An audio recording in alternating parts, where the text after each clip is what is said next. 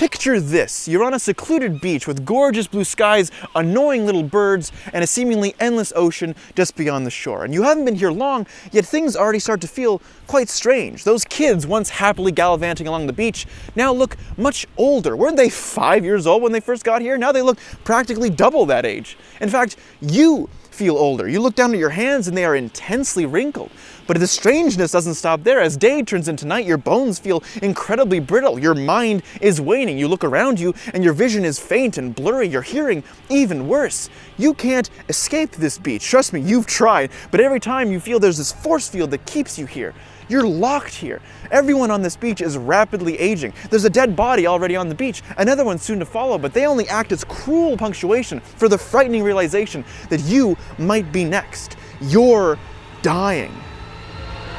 So what would you do? But like seriously though, what would you do? You know, it's like a real brain teaser. Put it on riddles.com. Lucky for us though, this situation has already been explored in the graphic novel titled The Sandcastle. And I only really know about this because when I heard one Mr. M. Night Shyamalan was going to be making a film adaptation of it, oh boy, I just knew I was going to be in for a treat. But hey, do you mind if we talk about this somewhere else? It is really cold. My hands are freezing. I don't know why I thought this was a good idea. It's like -8 degrees right now. Christmas was 3 days ago. Much better. Anyway, Old is a bit of a goofy movie. I'm Jared! Which is mainly due to it being an M. Night Shyamalan film, but that wasn't the biggest problem I had when I first watched it. However, I do need to first brush you up on what the original graphic novel was about. The Sandcastle is about a few families who vacation at this beach, where things very quickly go wrong. A dead body is found, the kids are now aging rapidly, another dead body, 2 of the kids figure out the hanky-panky and make a baby. It's just pandemonium. And it all ends with the baby, now a young adult, waking up the next morning to see everyone around her dead. And all she does is just start building a sandcastle. Now the ending is bleak, but it's also a bit unsatisfying, as there are quite a few mysteries that meet us throughout the novel that don't really end up getting answered. Like, who's this guy? And why is his mouth ajar? And why does it look like he's making a face? And that's the noise he makes. And why is the beach behaving this way? And why is the hotelier's son running towards them, but then gets swiftly shot down? And I do mean literally gets shot down, his spine gets ruptured. It's a mystery horror novel, but it never ends up answering many of the questions it poses. But after letting the ending sink in, I learned that it's actually not really meant to be satisfying. While the beach's rapidly aging aura is a hyperbole for the sake of the story, everything else is as mysterious as death itself. Death is unsatisfying, and trying to escape the realities of it are as futile as those trying to escape the beach. But let's keep it light, keep it light. Truth-telling game. Go. I can't do a push-up. Go.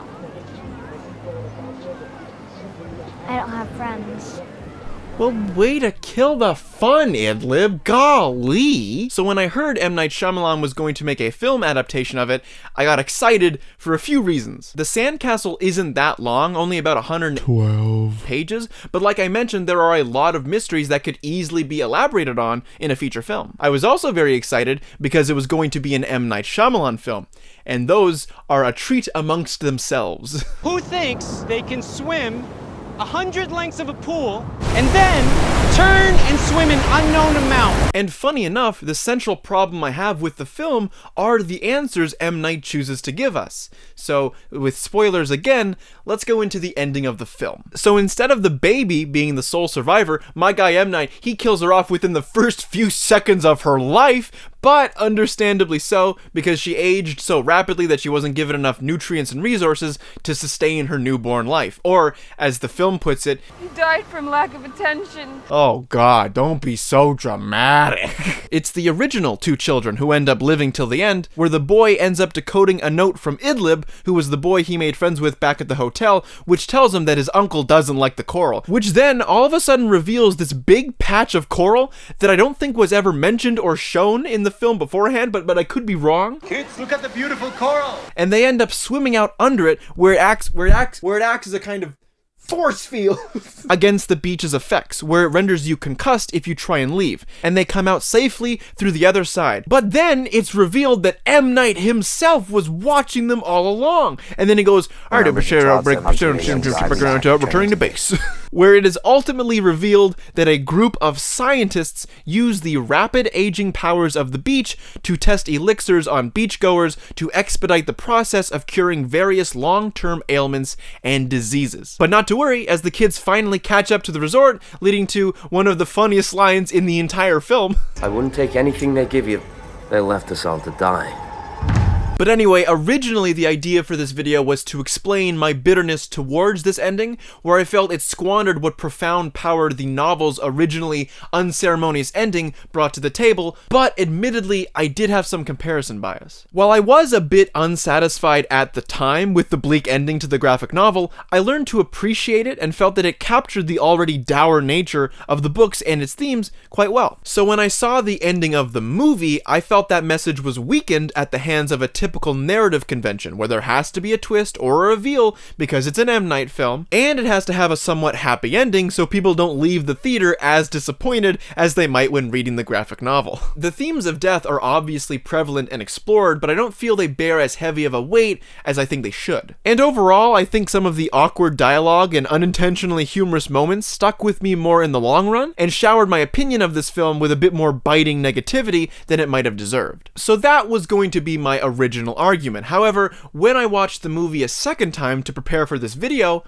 I actually ended up warming up to it quite a bit. Many scenes were faithfully recreated from the novel. The tension as chaos runs amok across the beach felt as tense as they were illustrated from the book. And while there were many goofy scenes... No! What's happening? She was fine. What's happening? She keeps stopping and starting.